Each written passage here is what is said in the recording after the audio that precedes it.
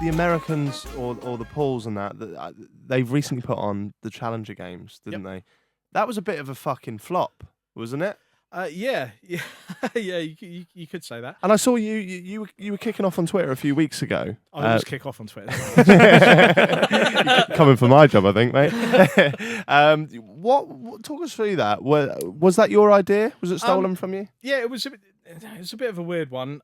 So after the game, after the last boxing, genuinely, I was like, okay, I don't think there's going to be a rematch. It kind of, even though it was in the contract, to me, it kind of felt like a good point to kind of say, no one got humiliated, no one got embarrassed. It was a draw. Everyone made lots of money.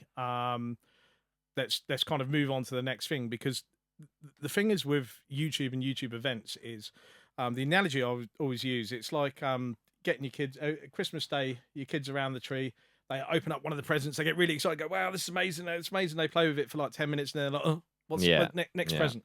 And kind of how people consume YouTube events and trends and stuff like that. I mean, if you were to do a diss track tomorrow, they'd probably be like, oh, that's so like 2 years ago. Exactly. Yeah. Adapt or die. Yeah. So to me, it was kind of a natural end.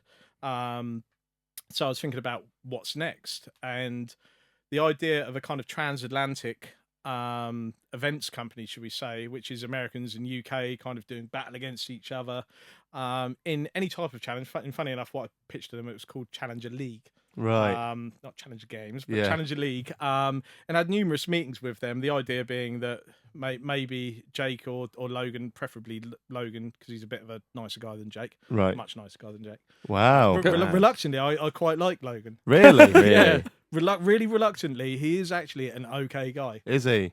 Jake, however. Why? What's? God, come on! Right, here we go. Yeah. Right, Stevie, this is the first time I'll allow you to get the popcorn out. No, he's just. I can't think of a way to. Wanker, tosser. Yeah.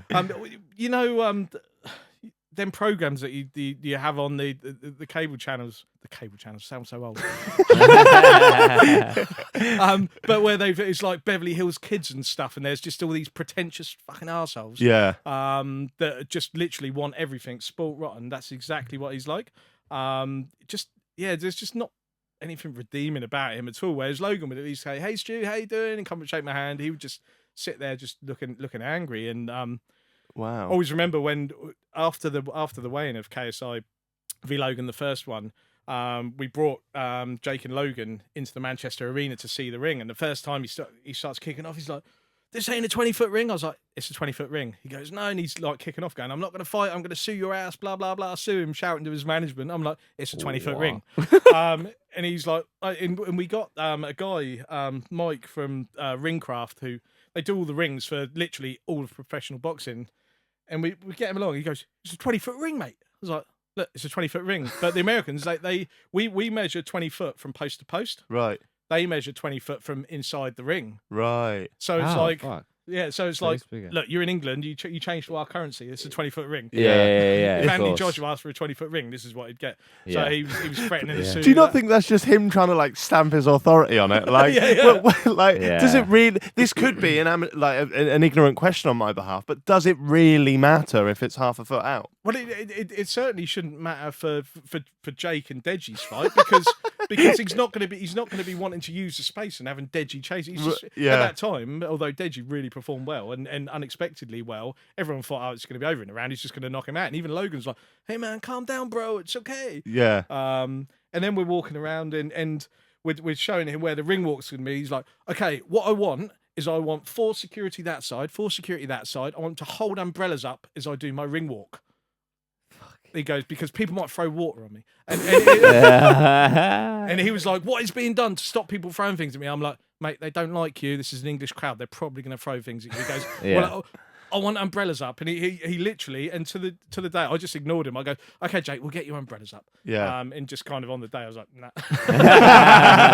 I should have done it in the end. I should have just got like 8 people dressed up as Charlie Chaplin. And just, And the listeners might not know this, but Jake Paul actually died from a brick to the face that night. So that's on your shoulders, Stuart. But to be fair, I don't think a fucking umbrella's stopping a brick. No, so no. fuck him. You know. No, it was. So I went off on a tangent there, didn't I? No, that's fine. No, that's mate. fine. If you want to go off piste and slag off Jake Paul, that is all. That's perfect for us. Yeah. So have you met them boys quite a lot then? Not loads. Around the boxing, but not really since. Luckily. Yeah. I like I say, I kind of reluctantly respect Logan. Yeah. I think he's been a right dick in the past, but I think that he genuinely is kind of waking up a bit to it and going, okay, I need to grow up a bit. Yeah. Jake, I've got no time for him at all. He's just he was basically demanding to be involved in the last event, and it's like he wants to do everything his big brother's doing, sort of thing. And yeah, I don't know. Just a bit embarrassing. Yeah. Well, come on, asking security. We use the security. You go to boxing a bit, don't you, Jack? It's the security alert guys that are like 7 foot tall to hold an umbrella. Yeah, that ain't happening. No, that's not happening. It would have looked more embarrassing if anything. Yeah. You should have let him do it. Yeah. The Challenger Games. Let's go back to it quickly. So did you sat down with their management and discussed it, right? Yeah. So we had a couple of. They actually approached me first. So a guy called Paolo who calls himself the Maverick CEO, and a kind of multiple entrepreneur or whatever he calls himself. You actually look into it. He actually sued someone for $12 million for stealing his idea, apparently, and they settled out of court. So that's where his money come from. Oh wow! So immediately I was like, oh, do I really want to go into business with this guy? But yeah, anyway, so they invited me onto the Jimmy Kimmel show.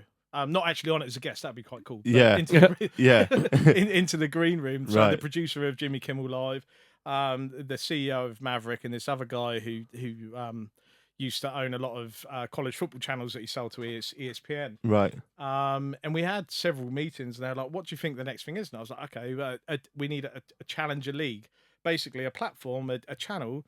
Where any type of challenge can happen. It could be the next boxing, it could be a football match, it could be YouTuber version of Total Wipeout or Ninja Warrior, kind of just somewhere where YouTubers can challenge themselves. Basically, a Mr. Beast on steroids with a bit more kind of commercial facing. Yeah. That can be branded, and it went back and forward, and then they phoned me up one day, and were like, "Hey, Stu, we got this great idea." It's like, what? It's like, we're going to do a hooligan race.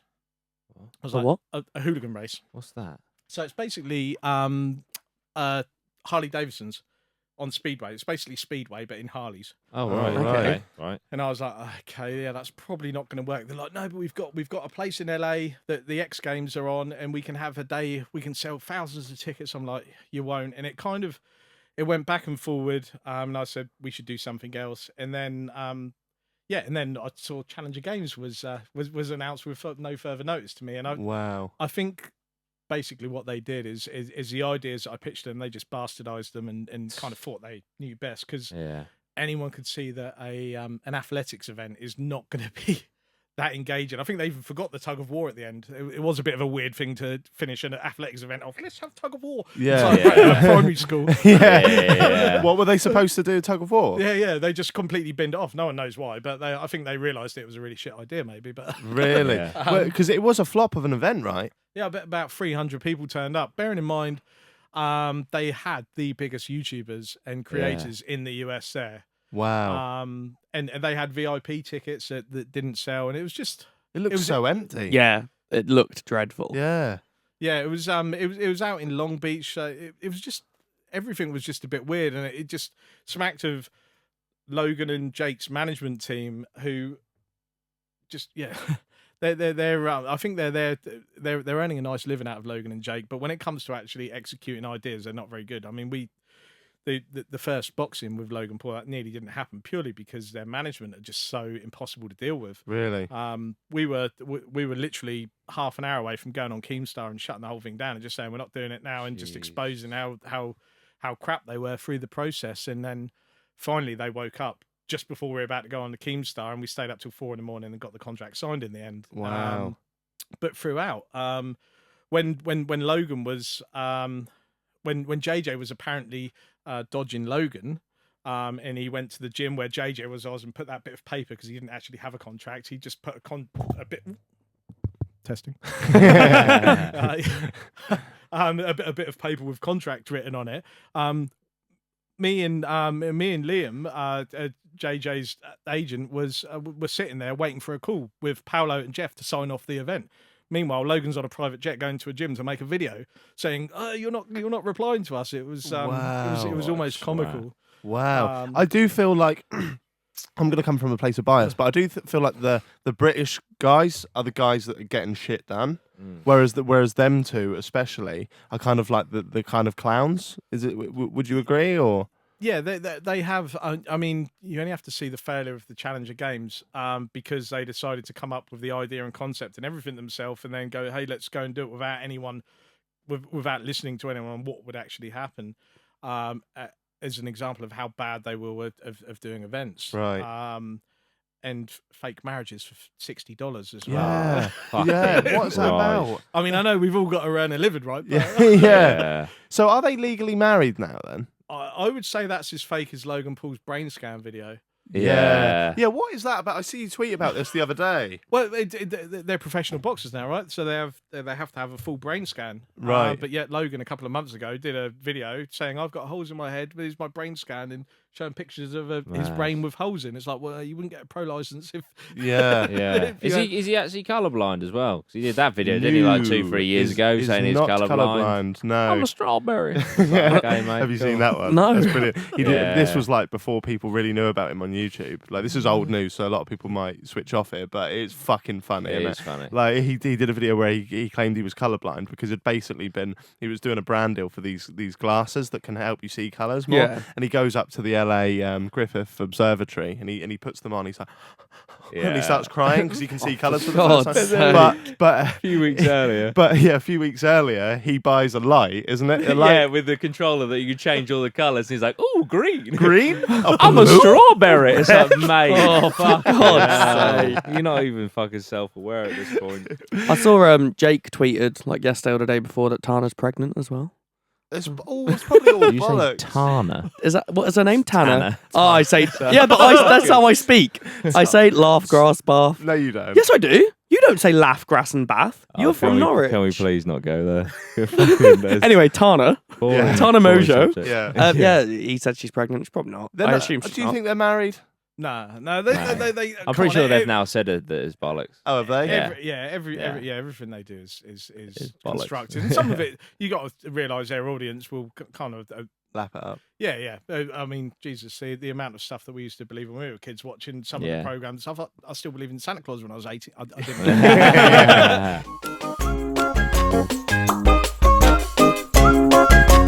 didn't.